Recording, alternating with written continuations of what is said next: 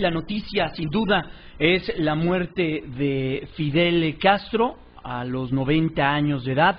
El día de ayer nos enteramos a través de distintos medios de comunicación, a través de distintos mensajes de las redes sociales, y en verdad me da mucho gusto poder saludar esta mañana a Ricardo Pasco. Él es ex embajador de México en Cuba, amplio conocedor de una relación, difícil, una relación intensa entre México y Cuba. Ricardo, ¿cómo le va? Muy buenos días. Muy buenos días. Ricardo, ¿qué decir de la muerte de Fidel Castro, de este personaje, un histórico del siglo XX que se va a los 90 años de edad? Bueno, he escrito en algún momento en otro evento que estando yo en La Habana, me comentó Gabriel García Márquez que Fidel nunca moriría porque no tenía tiempo para ello. Estaba muy ocupado, siempre en la agenda, y simplemente no tenía tiempo para morir. Este hecho desmiente tanto a Gabriel García Márquez como al propio Fidel. Sí tuvo tiempo porque ya le tocaba. Lo que me parece importante de este evento es, y seguramente habrá muchísimos procesos parecidos, es una evaluación. ¿Qué significó? Yo creo que es el fin de una época. Creo que estamos cerrando un ciclo, un poco como el cierre de la guerrilla en Colombia entre las FARC, que son la más vieja guerrilla comunista de América Latina. También la muerte de Fidel es el cierre de un gran ciclo histórico. Y el ingreso, de alguna manera, y yo creo que a otro mundo, a otra era, y yo creo que este cierre de ciclo le va a permitir también a Cuba, si lo espero, dar un salto cualitativo hacia adelante.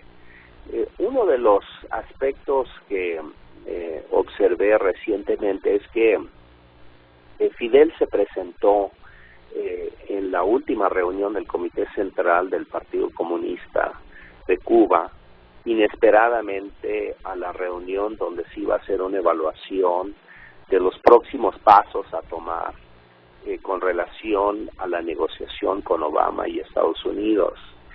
Y la presencia de Fidel cambió completamente la orientación de esa reunión, porque lo que significó en su momento fue que él galvanizó a todos los miembros del Comité Central que estaban en contra de las negociaciones con Estados Unidos y que sentían incluso que las negociaciones y la apertura económica iba a afectar sus intereses económicos, porque hay que recordar que la economía cubana se reparte entre los cuadros dirigentes del Partido Comunista en las distintas empresas, en los distintos intereses que se han ido generando a través del tiempo, y hay quienes sienten dentro de la cúpula dirigente cubana que la negociación con Estados Unidos les va a afectar a ellos en lo individual, porque hay un sentimiento bastante patrimonialista en lo individual para con las empresas y los negocios que cada uno de ellos dirige. Fidel se galvanizó este sector y le permitió oponerse a la negociación con Estados Unidos, de tal suerte que de ese Comité Central salió básicamente una línea que frenaba la negociación con Obama y con Estados Unidos, y fue obviamente un golpe político hacia su hermano Raúl. Entonces, lo que dejó como herencia en ese momento Fidel, y ya hoy muerto, es un liderazgo cubano atrincherado en su intransigencia. Acuérdense que él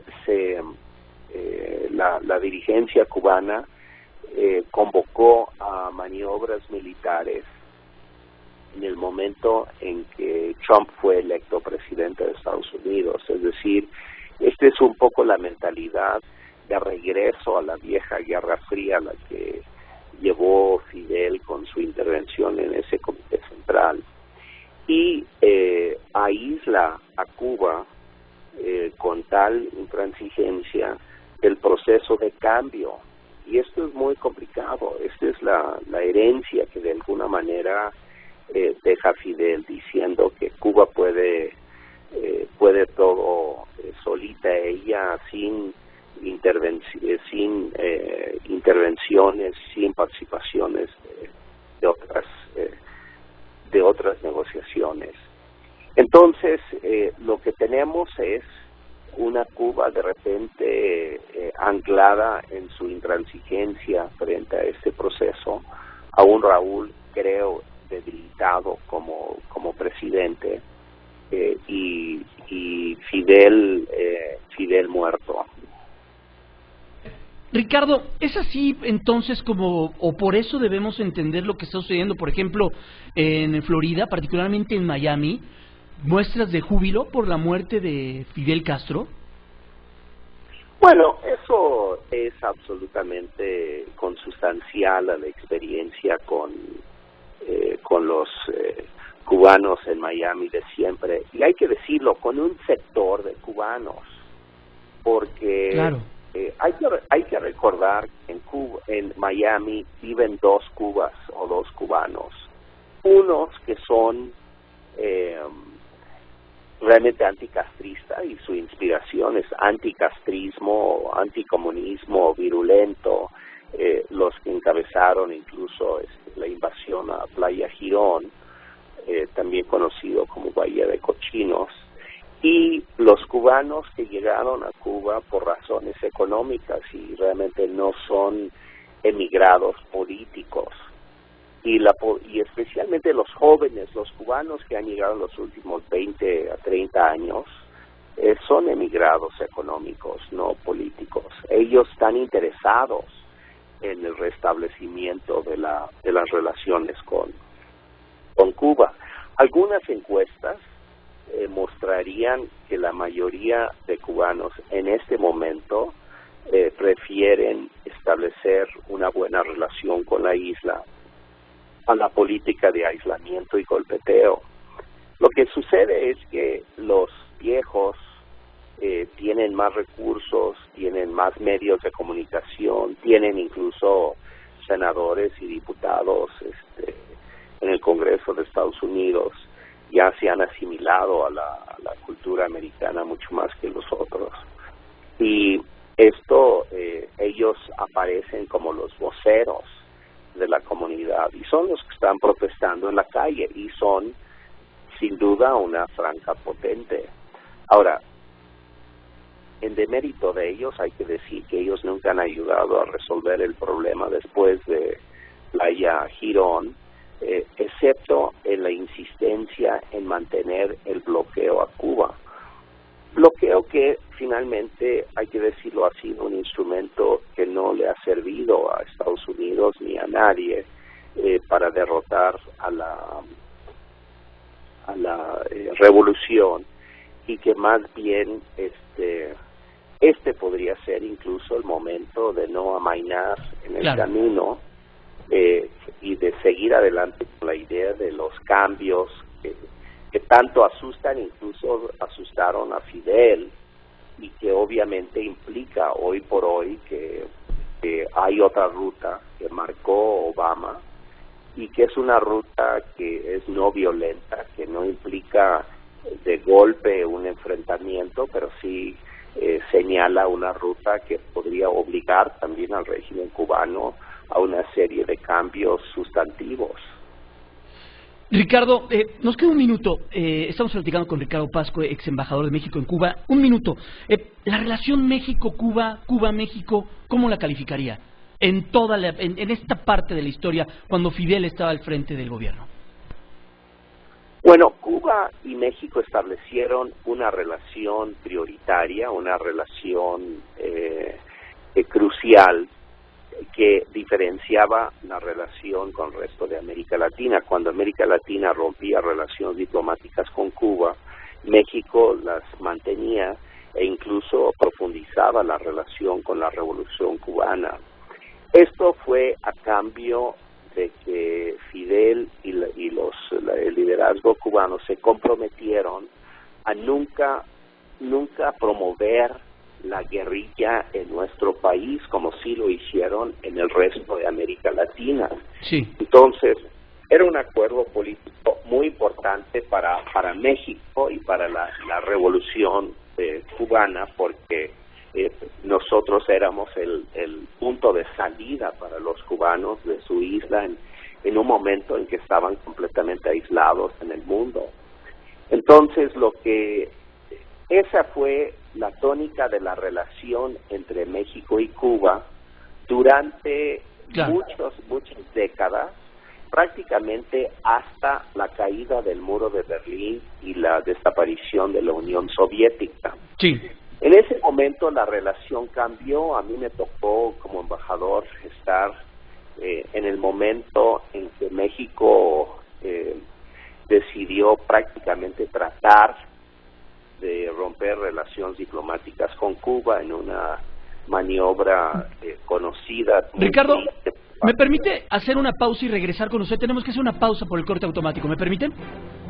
Con mucho gusto. Gracias. Vamos a pausa. Platicamos con Ricardo Pascua, él es el ex embajador de México en Cuba. Muere Fidel Castro, ayer nos enteramos, después de 90 años de vida, desde el 2006, ya separado del poder, oficialmente desde el 2008, y bueno, pues una larga historia, un líder, un personaje histórico del siglo XX, con claroscuros, por supuesto, como todos los personajes históricos. Uno de los últimos personajes históricos, Ricardo, gracias por permitirnos recuperar esta comunicación. Teníamos que hacer este corte automático.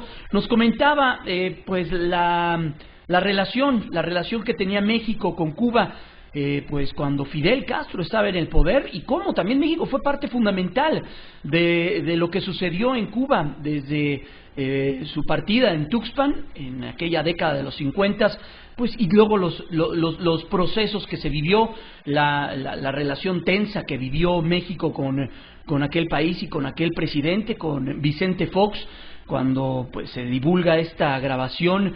Vaya, una relación intensa, ¿no? México-Cuba. Así es, estaba comentando que justamente es en la época en que México firma el Tratado de Libre Comercio y establece una nueva relación con Estados Unidos de acercamiento, que la relación con Cuba se distancia. Y en ese momento fue prácticamente el presidente Zedillo quien empieza el proceso de enfriamiento. Carlos Salinas, por cierto, fue el primer presidente mexicano en reunirse con la disidencia cubana de Miami, no hay que olvidar ese dato. Claro. Y por otro lado, con Vicente Fox ya hubo, yo creo que el momento más triste que a mí me tocó como embajador, pero también no fue diseño mío, sino de Vicente Fox y de Castañeda como secretario de Relaciones Exteriores, que fue la intentona de romper relaciones diplomáticas con Cuba para que México quedara bien con Estados Unidos. Esto fue, yo creo que el paisaje más triste de la relación que ha habido entre los dos países, porque México no iba a recibir nada a cambio de esa ruptura de relaciones diplomáticas. Muchos nos opusimos internamente a ese intento, pero lo cierto es que desde ese momento, y la conversación del Come Si Te Vas es parte anecdótica de todo ese tramo de la historia bilateral, la relación realmente no se ha recuperado entre México y Cuba, ni siquiera con el regreso del PRI, que algunos pensaban que se restablecería la relación con Cuba. Pero hoy por hoy no es el caso, porque no existe el fundamento ideológico o la necesidad política de esa relación. Hoy se basaría en todo caso en la importancia económica que pudiera tener una relación bilateral, y a decir la verdad, Cuba no es un puntal para la economía cubana, para la economía mexicana. Entonces, México no ha recompuesto la relación con Cuba. En este momento, diría, no es mala la relación, pero tampoco es cercana. Y este es el saldo de todo este último tramo después de la desaparición de la Unión Soviética y el intento por parte de México de romper relaciones diplomáticas con la isla. Yo escribí un libro sobre este tema, mis memorias como embajador en Cuba, tratando de ilustrar justamente el error del gobierno de Fox en ese momento, y creo que es importante retomar lo que sucedió para entender por qué hoy México es tan distante, por qué México no fue parte, por ejemplo, de las negociaciones secretas entre Cuba y Estados Unidos, por qué Cuba escogió a Canadá y no a México, por qué confía más en Canadá y no confía en México, y la raíz de la respuesta está justamente en este incidente entre el gobierno de Fox y Fidel, y lo que fue de alguna manera una intentona de traición a la relación histórica que existió entre los dos países. Ricardo, por último, estamos platicando con Ricardo Pascua, él es el ex embajador de México en Cuba. ¿Qué tiene o qué le queda a Raúl Castro para establecer ya un liderazgo sin el hermano, sin Fidel Castro a un lado? ¿Y qué tanto influía Fidel en las decisiones que se tomaban, aún con esta salud tan mermada y aún con lo que pasaba a lo largo de los últimos años? Bueno, como yo explicaba inicialmente, Fidel fue instrumental en, de alguna manera, desautorizar las negociaciones de Raúl con Obama y con Estados Unidos, y de crear como una retórica revolucionaria en contra de aparentes concesiones que estaba haciendo de los principios revolucionarios en el proceso negociador con Estados Unidos. Con la muerte de Fidel, yo creo que se va a replantear ese tema. Yo me imagino que Raúl se abocará con mayor ahínco a tratar de impulsar su política de reformas, que implica básicamente un acercamiento con Estados Unidos. Ahora, esto ya lo hemos visto, va a provocar una situación interna complicada, porque en realidad hay sectores del liderazgo cubano que están en contra de la negociación, porque va en contra de sus intereses particulares, de sus intereses casi así de familia. Entonces, porque toman la dirección de empresas estatales de Cuba como si ellos fueran los dueños de esas empresas, no el Estado, no la sociedad cubana. Entonces, este va a ser ya un tránsito difícil, y yo creo que podemos esperar, en primer lugar, un empuje mayor hacia el cambio por parte de Raúl y su liderazgo, su equipo de liderazgo, pero por el otro lado creo que vamos a ver resistencias importantes a este proceso, de tal suerte que yo creo que podemos esperar tiempos de turbulencia al interior del liderazgo cubano en los próximos meses y posiblemente años. Pues Ricardo Pascua, muchas gracias, en verdad apreciamos mucho que nos haya podido contestar esta mañana, mucha información, usted es uno de los grandes conocedores y también con esta visión muy particular de lo que sucede y de lo que viene para el futuro de Cuba en este caso. Muchas gracias, Ricardo, muy buen día. Muchas gracias a ustedes, muy buen día. Que esté muy bien, es Ricardo Pascua, es el ex embajador de México en Cuba.